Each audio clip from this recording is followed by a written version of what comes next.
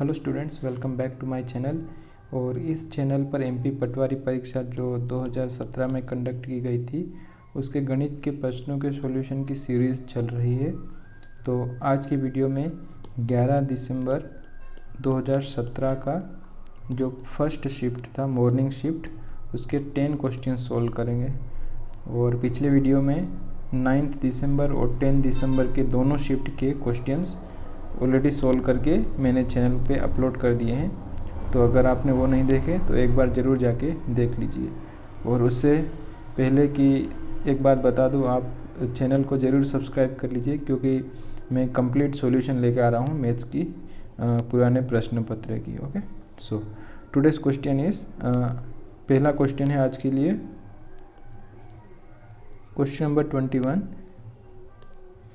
By selling an article at 2/5 of the marked price, there is a loss of 25%. The respective ratio of the marked price to the cost price of the article is। Hindi में, एक वस्तु को अंकित मूल्य के 2/5 भाग पर बेचने से 25% की हानि होती है। वस्तु के अंकित मूल्य का उसके क्रय मूल्य से संबंधित अनुपात क्या है? इस प्रकार के प्रश्न को सोल्वने के लिए फिलहाल अंकित मूल्य या मार्क्ड प्राइस एमपी 100 मान लेते हैं। सेल्स क्रय मूल्य कितना हो जाए, क्या बेच रहे हैं ना, विक्रय मूल्य कितना हो जाएगा, मतलब एसपी सेलिंग प्राइस हो जाएगा 100 का 2/5वां भाग। ये एक बार जाएगा, ये 20 बार जाएगा, 20 दूनी 40। तो विक्रय मूल्य हो जाएगा या सेल्स प्राइस हो जाएगी, सेलिंग प्राइस हो जाएगी 40 रुपये या 40 यूनिट। ओके, और ये करने पर इनके हानि कितनी होती है, 25%। लॉस परसेंट या फिर हानि percent is equal to 25%। Question में क्या पूछा गया है कि अंकित मूल्य और उसके क्रय मूल्य से संबंधित अनुपात क्या है। तो अंकित मूल्य तो ऑलरेडी है अपने पास, निकालना क्या है, क्रय मूल्य। क्रय मूल्य का फॉर्मूला क्या है, क्रय मूल्य या फिर कॉस्ट प्राइस का फॉर्मूला क्या है? फॉर्मूला है 100/100 प्लस माइनस प्रॉफिट या loss multiplied by selling price. Okay, तो इसमें इसकी वैल्यू डाल देते हैं 100। तो 25% का लॉस हुआ है तो 100 माइनस 25 हो जाएगा, तो बचेगा 75। और सेलिंग प्राइस है 100 रुपये, सेलिंग प्राइस है 40 रुपये, सेलिंग प्राइस है 40 रुपये। ओके, जब इसको फर्दर सोल्व करेंगे ये कैंसिल हो जाएगा, 4 बार जाएगा, नीचे 3 जाएगा और 40 रहेगा नीचे। इसको जब फर्दर सोल्व करेंगे तो ये हो जाएगा 160/3। अभी क्वेश्चन में क्या पूछा गया है, क्वेश्चन में पूछा गया है कि वस्तु का अंकित मूल्य का उसके क्रय मूल्य से संबंधित अनुपात क्या है। We have to find ratio. उसके लिए मैं यहाँ पे सोल्व कर देता हूँ उसको, आई होप आपको दिख रहा होगा। रेशियो मतलब क्या कि मार्क्ड प्राइस है 100, अंकित मूल्य से 100, रेशियो या अनुपात 160/3। आप सबको पता होगा रेशियो को डिवीजन में लिख सकते हैं। रेशियो को इस प्रकार से लिख सकते हैं 160/3, ये है मार्क्ड प्राइस और ये है कॉस्ट प्राइस। ओके, जब इसको फर्दर सॉल्व करेंगे तो ये हो जाएगा 100 गुणित 3 ऊपर चला जाएगा, राइट, और 160 नीचे ही बचेगा। ये आएगा 300/160। मार्क्ड प्राइस बटे cost price is equal to 300/160। जब इसको फर्दर सोल्व करेंगे तो 2 से डिवाइड कर देंगे तो ये ऊपर 15 आ जाएगा और नीचे 8 आ जाएगा। तो इसको इस प्रकार के लिख सकते हैं, ऊपर एमपी है, राइट, ऊपर मार्क्ड प्राइस है, अंकित मूल्य ऊपर है और नीचे क्रय मूल्य है, कॉस्ट प्राइस है। मतलब थोड़ा कंफ्यूज हो रहा हूँ, बाकी आप देख लेना, कॉस्ट प्राइस और मार्क्ड प्राइस। पूछा क्या गया है, रेशियो मार्क्ड प्राइस का रेशियो कॉस्ट प्राइस से। Marked price ratio cost price. Marked price है 15 और कॉस्ट प्राइस है 8। 15:8 आंसर आ जाएगा। ओके, यहाँ पे अगर आप उल्टा कर दोगे कॉस्ट प्राइस और मार्केट प्राइस में तो ये वाला आंसर टिक कर दोगे, जो कि आंसर गलत हो जाएगा। ओके, सो ये बात ध्यान में रखना है। आई होप आपको समझ में आया होगा ये। अगले क्वेश्चन की ओर बढ़ते हैं। सो क्वेश्चन नंबर 22 है, an amount of money to be distributed among A, B and C in the respective ratio of 7:6:12. If A and B together get 50 more than C, then what was the amount received by A?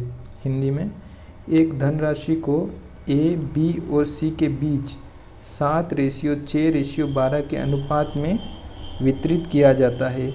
यदि A और B साथ में C से 50 अधिक प्राप्त करते हैं।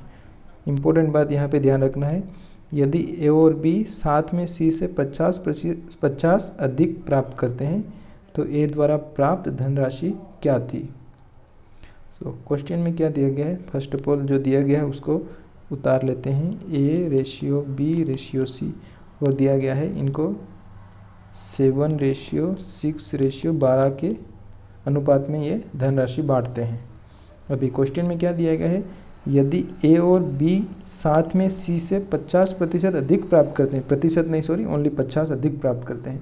सो A और B साथ में मतलब A + B, सो 7 + 6 = 13, राइट। सो इन्होंने क्या बोला है कि 13:12 दोनों मिलकर C से 50% अधिक प्राप्त करते हैं। तो यहाँ से आप माइनस करोगे तो एक आंसर आ जाएगा जो कि 50 के बराबर होगा, या फिर आप डायरेक्टली यहाँ से देख सकते हैं कि अगर C को 12 मिलता है और इन दोनों को मिलके 13 मिलता है तो डिफरेंस कितना हुआ, 13 - 12, एक का डिफरेंस हुआ। और वही दिया गया है क्वेश्चन में कि इन दोनों को साथ में 50 अधिक मिलता है। इसका मतलब ये हुआ कि 1 यूनिट की वैल्यू 50 हुई। आई होप आपको समझ में आया होगा, बहुत ही आसान है वैसे। ओके, सो 1 यूनिट की वैल्यू 50 हुई अगर, तो क्वेश्चन में क्या पूछा गया है, ए द्वारा प्राप्त धनराशि क्या थी। सो ए की वैल्यू क्या थी, 7, ए की वैल्यू 7 थी। सो 50 × 7 जो कि 350 आ जाएगा, क्योंकि 7 × 5 = 35 होता है, फिर 0 लगा दो। ओके, सो आंसर ये आ जाएगा, बहुत ही आसान है। ओके, आई होप आपको समझ में आया होगा। और अगले क्वेश्चन की ओर बढ़ते हैं। सो क्वेश्चन है, if A is the average of the following 6 numbers 44, 444, 844, 1244, 1644 and 2044, then A is, यदि निम्न 6 संख्याओं में 44, 444, 844, 1244, 1644, 2044 का औसत A है तो A की वैल्यू क्या है। सो बेसिकली क्वेश्चन थोड़ा बदल दिया गया है, बाकी उनका मेन मकसद एवरेज निकालने का ही है। तो बेसिकली मैं आपको बता देता हूँ कैसे करेंगे। 44 एंड 844, 1244, 1644 एंड 2044 डिवाइडेड बाय 6, क्योंकि टोटल में 6 नंबर हैं तो इनकी जो एवरेज आएगी वो A। सो बेसिकली A की वैल्यू निकालना है तो इन सबको जोड़ के 6 से डिवाइड कर देना, तो आंसर इजीली 1044 आ जाएगा। मैं ये सोल्व नहीं कर रहा हूँ, ओके, क्योंकि बहुत ही आसान है, इसमें कुछ करना है नहीं। बेसिकली थोड़ा सा क्वेश्चन की लैंग्वेज को बदल दिया गया था, बाकी पूछना उनका एवरेज ही था। अभी अगला क्वेश्चन थोड़ा इंटरेस्टिंग है। Okay, so next question is, if the root of px = 0 is √2, then the zero of px is, Hindi में, यदि px = 0 का मूल √2 है तो px का शून्य क्या है। तो यहाँ पे एक बहुत इंटरेस्टिंग बात आप सबको पता होगा, आप समझ गए होंगे कि जो रूट है और जो ज़ीरो है उनका मतलब सेम ही होता है। रूट और ज़ीरो का पॉलिनोमियल में मतलब सेम ही होता है, राइट। बेसिकली एक्स की वैल्यू होती है या ज़ीरो या रूट, ओके। तो उन्होंने क्वेश्चन में ही आंसर दे दिया है कि अगर रूट px, एक्स की वैल्यू अगर √2 है तो ज़ीरो की वैल्यू ऑब्वियसली √2 होगी, राइट। इसमें कुछ करना ही नहीं है। आई होप आप समझ रहे होंगे ये, राइट। क्योंकि एक बात अगर आप ये समझ गए होंगे कि रूट और ज़ीरो का मतलब सेम है और इनका मतलब बेसिकली क्या होता है, वैल्यू ऑफ एक्स, मतलब एक्स की ऐसी वैल्यू, सपोज ये एक इक्वेशन है 5x² + 3x + 2, तो यहाँ पे x की ऐसी वैल्यू जिससे कि इक्वेशन सेटिस्फाई हो जाए, मतलब इसका = 0 हो जाए, राइट। तो इन्होंने ऑलरेडी बता दिया है कि यहाँ पे x की वैल्यू √2 है, इसी कारण ये इस इक्वेशन सेटिस्फाई हो रहा है 0।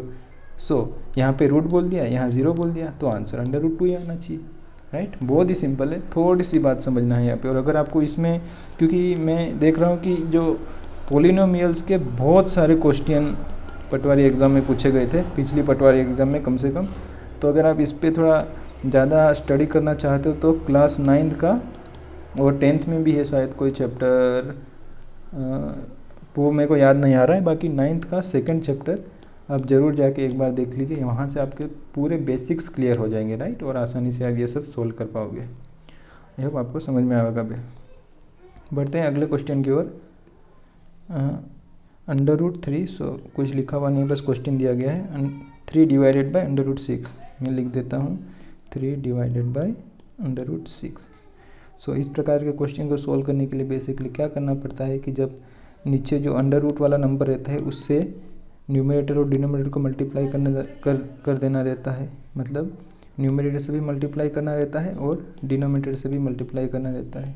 सो इसको जब फर्दर सोल्व करेंगे तो इसको जब इससे मल्टीप्लाई करेंगे ये आएगा 3 अंडर रूट 6 डिवाइडेड बाय, अभी आपको पता होगा 6 under root 6 divide multiplied by under root 6, तो 6 आंसर आ जाएगा। जब दो अंडर रूट वाले नंबर और नंबर सेम हो तो वही नंबर आ जाता है, राइट। ये आपको पता होगा। सो इसको जब फर्दर चलेंगे ये आएगा, ये 2 आएगा।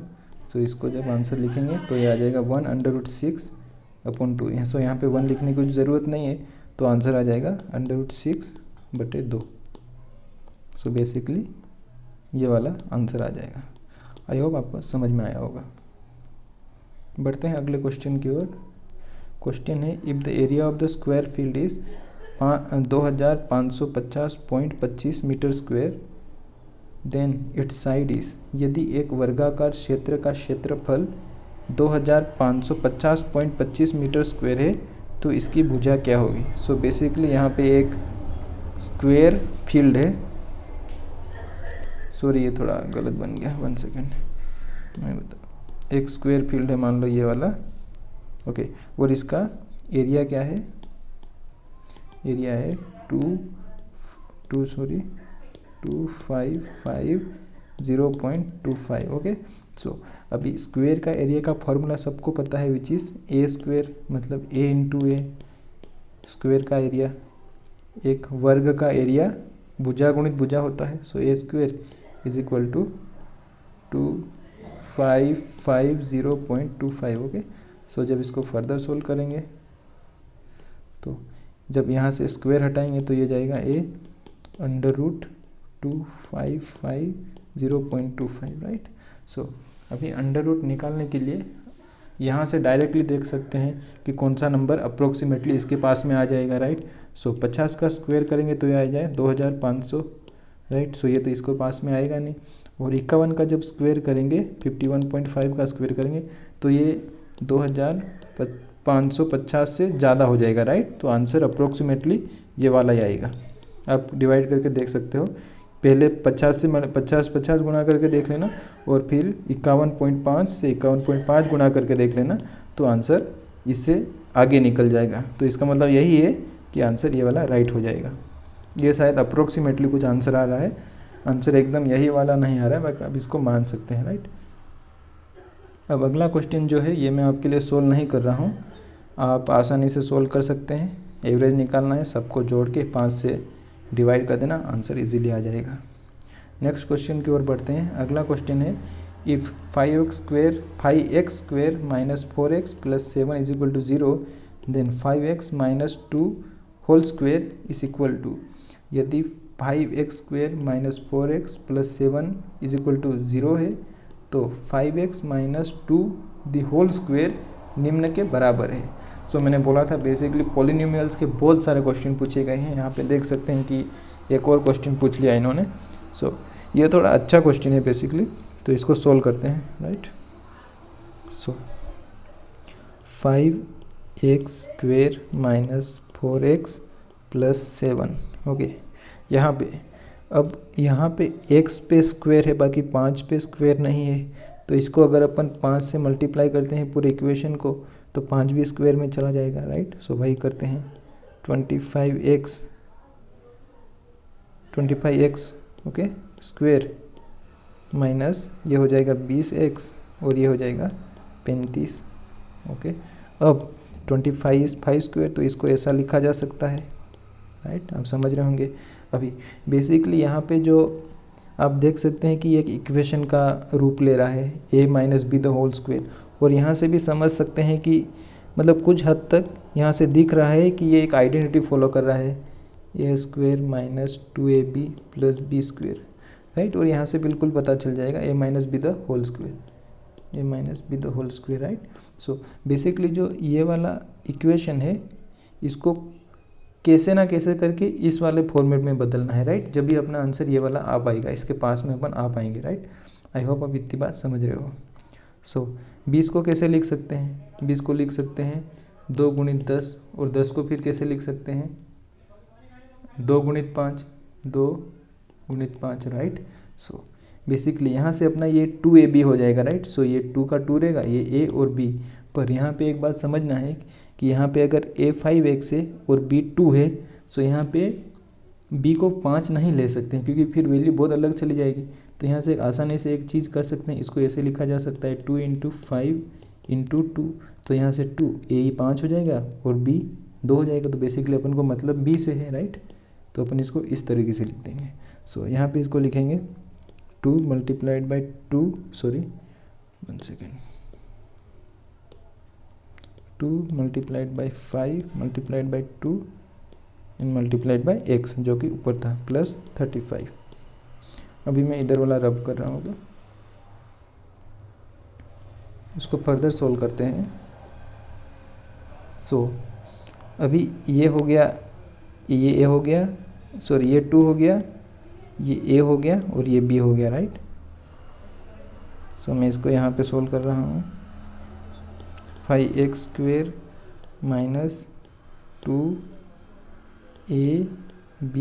N x plus 35। अभी यहाँ पे पीछे b स्क्वेयर नहीं मिल रहा है, तो b 2 है, तो b स्क्वेयर को यहाँ पे डाल देते हैं प्लस 2 स्क्वेयर। और अगर यहाँ इक्वेशन में प्लस 2 ऐड किया है तो डेफिनेटली प्लस 2 स्क्वेयर ऐड किया है तो डेफिनेटली प्लस माइनस 2 स्क्वेयर भी ऐड करना माइनस करना पड़ेगा, क्योंकि ऐसे उठ के किसी भी इक्वेशन में कुछ भी ऐड नहीं कर सकते हैं। अब इस इक्वेशन में अपन यहाँ पे इसलिए क्या कि ये दोनों कैंसिल हो जाएंगे और इसकी वैल्यू 0 हो जाएगी, राइट। और उसकी कुछ वैल्यू रहती नहीं है। ओके, आई होप आप ये समझ में आया होगा। सो बेसिकली इसको इस तरीके से सोल्व करना है। ओके, सो इसको अभी मैं इधर सोल्व करता हूँ। सो यहाँ से क्या आएगा 5x स्क्वेयर माइनस 2.5.2x, और यहाँ से अभी इसको यहाँ पे ले आता हूँ मैं, राइट, 2x स्क्वेयर को, क्योंकि यही तो इस तरीके से तो अपनी आइडेंटिटी बनती है, a square minus 2ab plus b square, right. आप समझ रहे हो ना, a square minus 2ab plus b square. तो मैंने इस 2 स्क्वेयर को आगे लाके इस तरीके से इस फॉर्मेट में डाल दिया है, बाकी कुछ किया नहीं है। सो जब इसको फर्दर सोल्व करेंगे, अभी और लिखना है यहाँ पे, तो यहाँ पे 35 बचा और माइनस का 2 स्क्वेयर बचा है। ओके, सो इसको फर्दर सोल्व करते हैं। 5x स्क्वेयर और माइनस 2.5.2x प्लस 2 स्क्वेयर, और इसको उधर भेज देते हैं तो ये चला जाएगा -35 और प्लस 2 स्क्वेयर।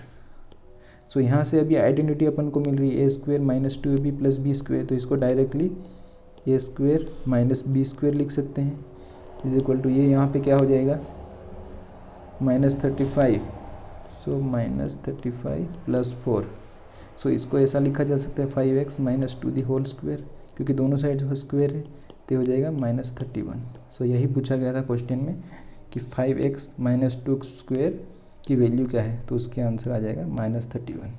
सो थोड़ा बड़ा क्वेश्चन था और बड़ा ही अच्छा क्वेश्चन था, बाकी आप आसानी से सॉल्व कर सकते हैं अगर आप थोड़ी सी बेसिक अंडरस्टैंडिंग रखो कि इस इक्वेशन को सबसे पहले ये जो दी गई है इसकी इस आइडेंटिटी में बदलना है कैसे ना कैसे करके। ओके, वही इसका बेसिक रूल है। ओके, आई होप आपको समझ में आया होगा। बढ़ते हैं अगले क्वेश्चन की ओर। अगला क्वेश्चन है,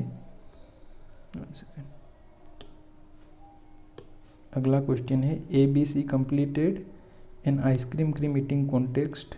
Okay, A ate 6 scoops in the same time, B ate 4 scoops, and C ate 5 scoops. Now A ate 18 scoops in half an hour. How many scoops in total did they eat together in half an hour? Okay, Hindi में पढ़ देता हूँ. A, B और C ने एक ice cream खाने की प्रतियोगिता में भाग लिया. समान समय में A ने 6 स्कूप, B ने 4 स्कूप और C ने 15 स्कूप खाए. अब आधे घंटे में A ने 18 स्कूप खाए. आधे घंटे में उन तीनों ने एक साथ मिलकर कुल कितने स्कूप खाए? सो इसको कैसे सॉल्व करेंगे बेसिकली, 1 सेकेंड. सो सबसे पहले इनकी वैल्यू डाल देते हैं. ओके, ए ने कितने खाए? 6 खाए. उसी टाइम में बी ने कितने खाए?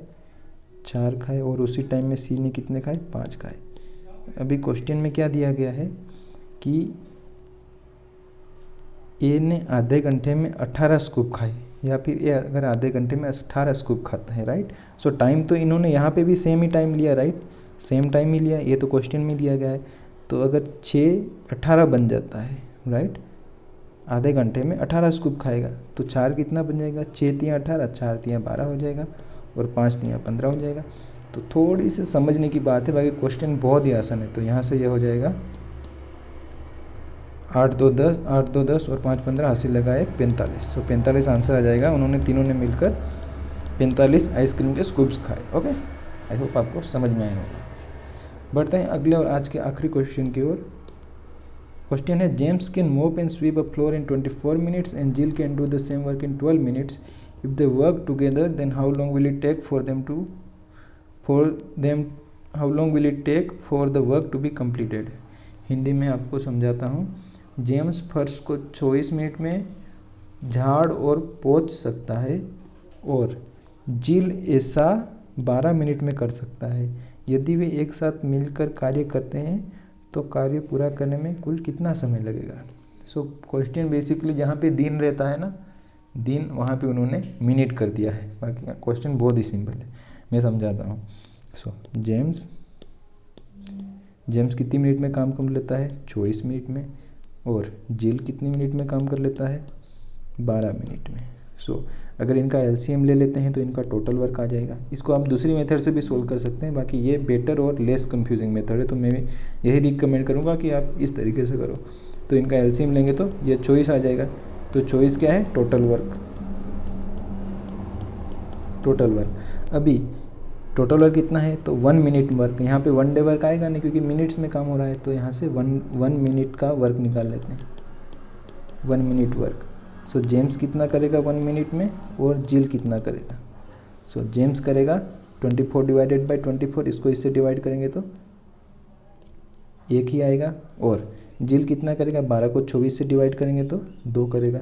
सो जेम्स 1 मिनट में 1 काम करता है, जबकि जिल 1 मिनट में 2 काम करते हैं. तो दोनों मिलकर 1 मिनट में कितना काम करते हैं? Total work in 1 minute. दोनों मिलकर 1 मिनट में कितना काम करते हैं? सो 2 + 1 3 हो जाता है, राइट. 1 मिनट में दोनों मिलकर 3 काम करते हैं, और अपने पास टोटल काम कितना है? 24. सो जब टोटल काम को 3 से विभाजित कर देंगे तो दोनों मिलकर उसको कितने मिनट में कर लेंगे? 8 मिनट में काम को कंप्लीट कर लेंगे. तो अपना आंसर 8 मिनट आ जाएगा. सो बेसिकली बहुत ही सिंपल क्वेश्चन था ये वाला भी. आई होप आपको समझ में आया होगा. अगर आप यहाँ पर तक वीडियो देख रहे हैं तो सब्सक्राइब करना ना भूलिएगा. ओके, और thank you so much for staying connected.